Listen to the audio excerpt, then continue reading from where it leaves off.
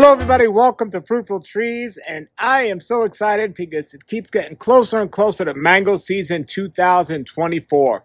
Now, this is not going to be as amazing as last mango season was. That was an epic mango season, but it's still going to be a great season for some of us. And the reason why I say some of us is because here in eastern Palm Beach County, where I live, we're going to have a pretty good mango year. Not as good as last year, but pretty decent. However, what I'm hearing is other areas in Florida and all over are not going to have as good as a mango season as us. As a matter of fact, somebody just told me that there aren't many on the tree at all. Well, I have Alex on the show today at Tropical Acres Farms, and we're going to talk about this coming mango season. And if you do not have mangoes growing on your tree this year, you can get them from him. So thankfully, you won't miss out on mangoes, even though you might not be able to grow them yourself this year. He has a whole bunch of crop he's going to talk about this coming season. He's doing really well, so this is exciting. So here's an interview I did with Alex at Tropical Acres Farms, and his link is below. Make sure you check it out. And if you love mangoes, you definitely want to go to visit his farm and see how amazing it is. Over 300 varieties of different mangoes, and taste as many as you can. This is going to be a great mango year, whether you're growing them or just tasting them. I'm so excited. Here we go with the interview. Everybody, here we are. 2024 mango season's about a month away, I think, but let's check with the expert here. This is Alex at Tropical Acres Farms. Alex, you're standing one of your early season mangoes here in front of one called Rosy Gold. And I know you have had already some other different varieties, but tell us and update us how mango season 2024 is looking. So we had a little bit of March and April mango. It was not even enough for us to sell. It was enough for us to eat and share with our family and coworkers and some of the tree buying customers we gave some fruit to too. But otherwise, the early spring crop was not very big this year. So we're very much waiting on the start of that primary crop and to start selling mangoes. And right now, here it's April 20-something, we're thinking it's going to be the latter half or towards the end of May that we start to at least regularly sell fruit here, if not open our fruit stand. So it's a little later start to the selling season, even though the season technically started at the normal time that we would expect it to. So right next to me here is a Rosy Gold mango, for example, and you can tell by looking at the fruit at this point, they're about maybe about a month away or so from being ready. Same goes for a lot of our Edward mangoes.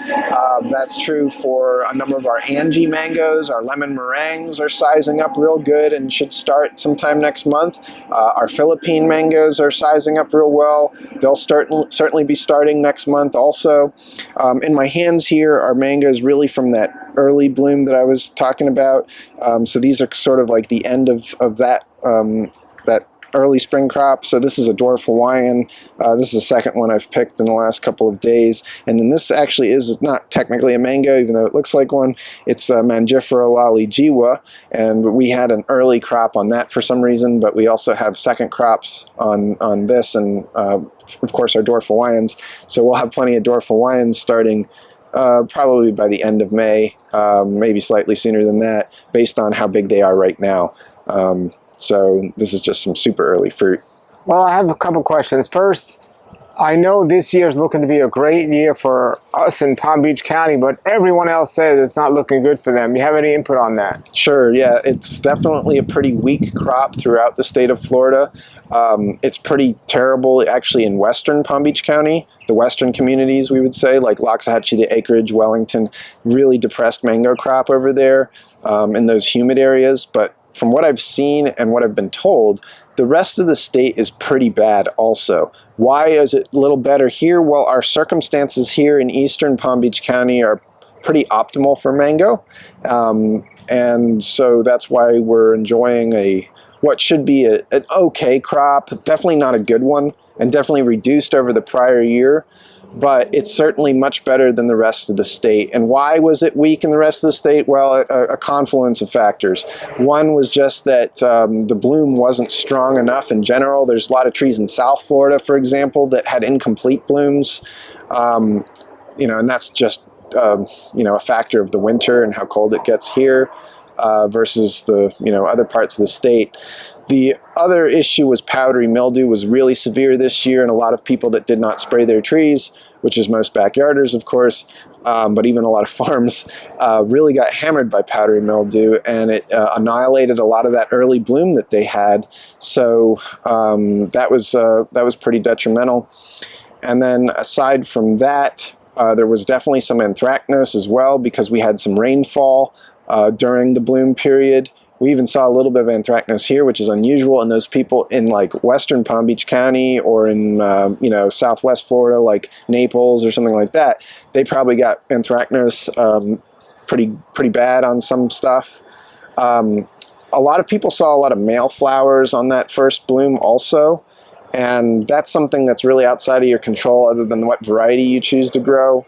So like Rosy Gold, for example, makes a lot of female flowers, but mangoes like Gary and Coconut Cream and Carry can make a lot of male flowers. Like it can be the entire bloom can be male, and then you don't end up with any fruit set because the males can't set fruit. They can only pollinate. So that was a frustrating factor for a lot of people throughout Florida this year too. So you have a couple things conspiring to result in a poor mango crop, unfortunately, for a lot of people. And like I said, even here, we don't have as much fruit as we had last year. But fortunately, we don't have like a terrible crop, at least on most mangoes. Some varieties did pretty poorly, but we definitely have enough mangoes that are bearing well that we'll have fruit to sell for sure.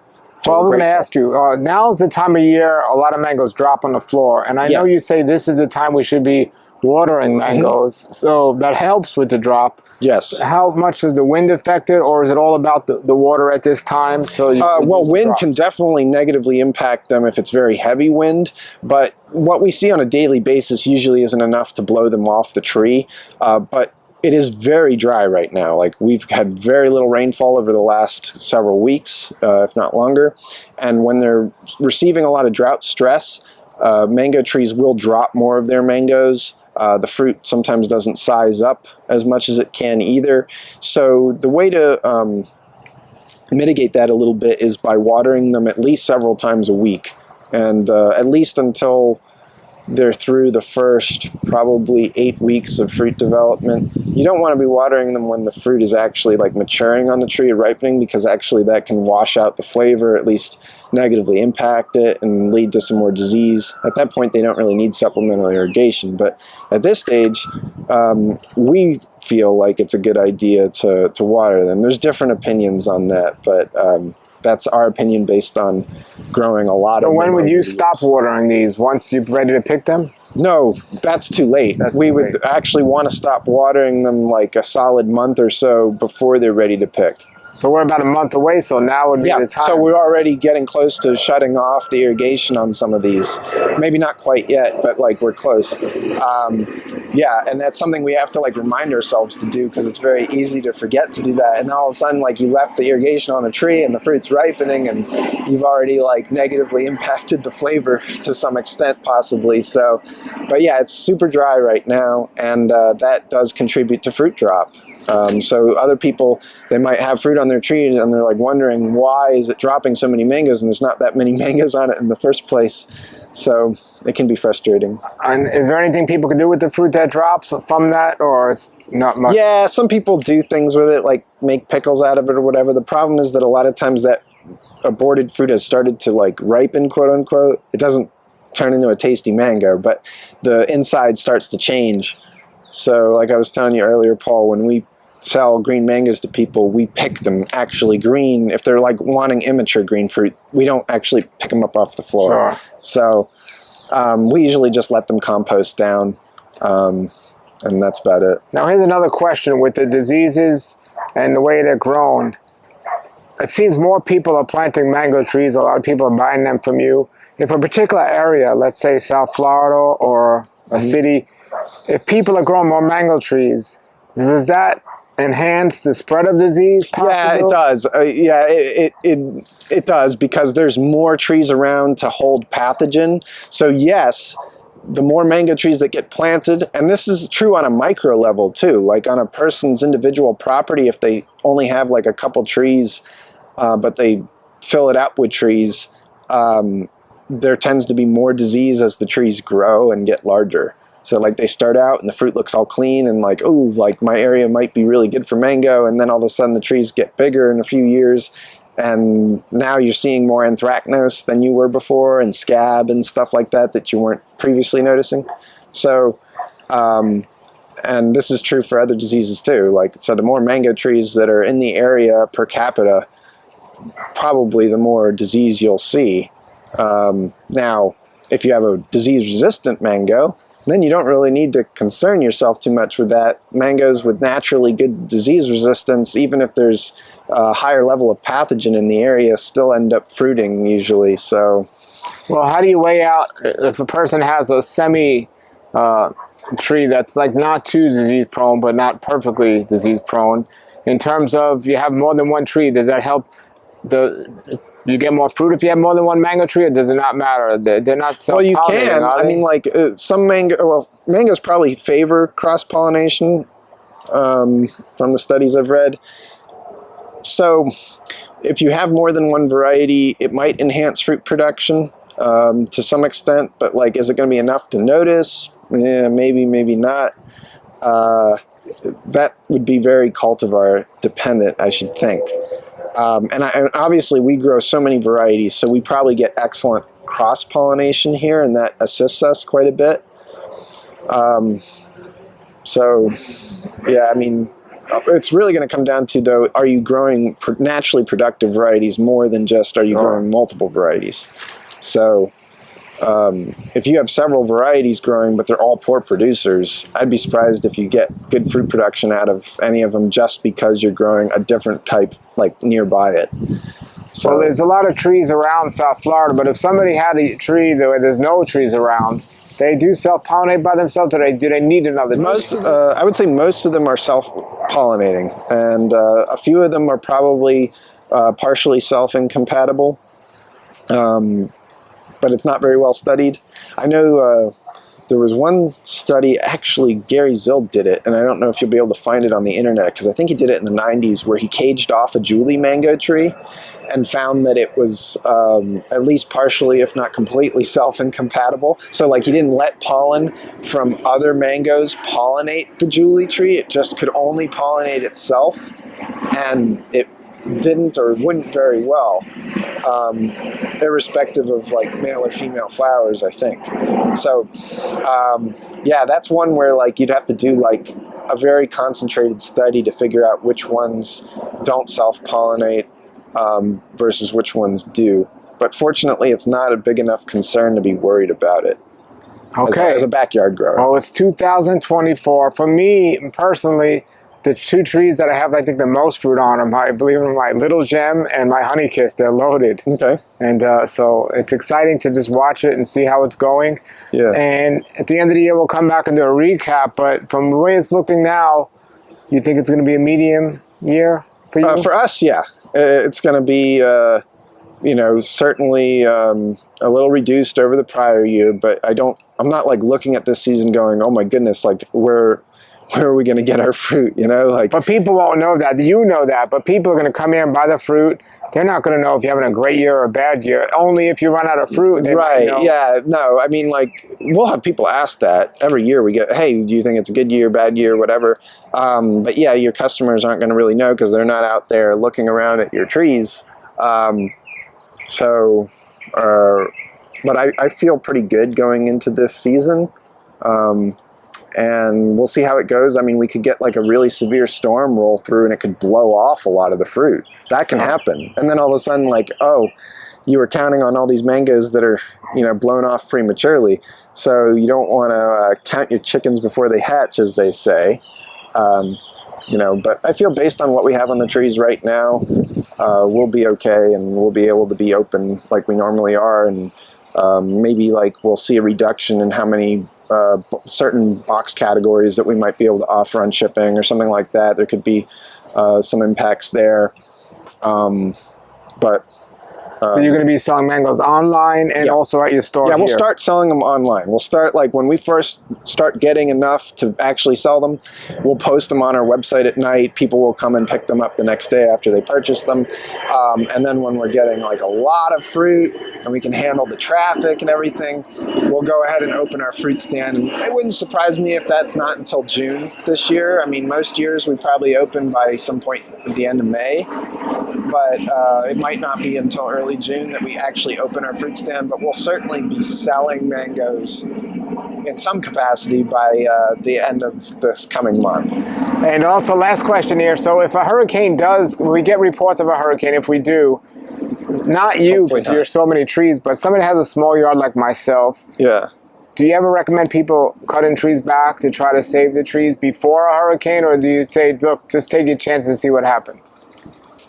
I've heard of people doing that, but I've never practiced that. Of course, it would be totally impractical for us. Most of the time, if a small tree gets blown over in a storm, you can right it back up again, and it will be okay. We had that happen here, you know, back in Hurricane Irma actually knocked down a number of trees here, and we righted some of them back up.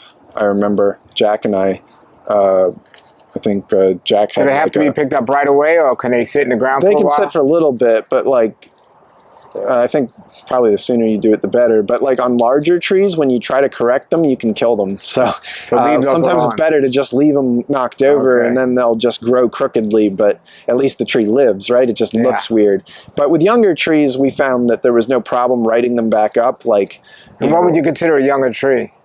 A tree that's less than 10 years of age, at least.